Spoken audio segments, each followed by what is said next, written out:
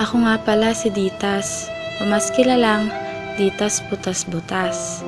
Madalas nakukutya dahil sa damit at mukha kong butas-butas.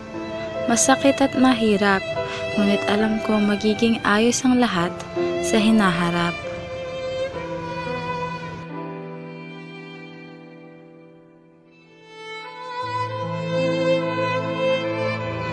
Sa tuwing umuuwi ng bahay, ang inaabutan ko'y sermon ni Itay.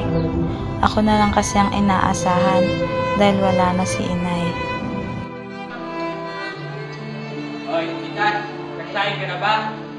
Wala po tayong bigas, kaya po wala po tayong pagkain ngayon. Ano ko? Eh, naiiwan sa bahay, dapat kayo ng mga problema, no? Eh, paano po? Eh, kayo po yung tatay. Dapat ba kayo po nag-aalis ng pamilya bigas sa pang-araw-araw? Wala na nga po si nanay. Hindi niya nga po yung mga damit ko. Butas-butas. Binubuli nga po ako sa school kasi ganyan yung mga damit ko. Pinahain na po ng mga baby.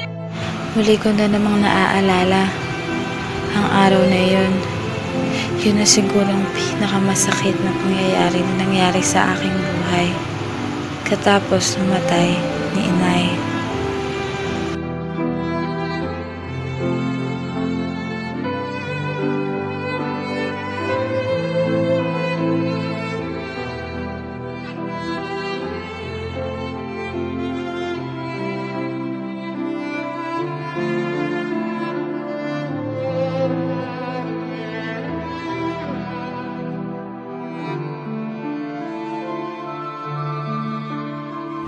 Pasensya ka na sa mga nasabi ko, Itay. Aalagaan at mamahalin ka. Yan ang pangako ko kay Inay. Lagi ka man nilang pinagtatawanan, lagi ka mang nahihirapan, sa mga pagkakataong di ka sinasadyang saktan, sa huli, hindi kita pababayaan. Alam ko rin naman yon, Itay. Kaya nandito lang din ako para sa'yo habang buhay. Hindi ka pababayaang mag-isa. Hanggang dulo tayong dalawa. Di ka na muling luluha pa dahil sa alkampor na habilin ng iyong ina.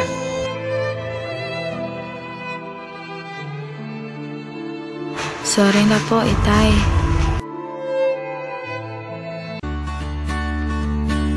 With the new improved alkampor, aparador ay it is no more.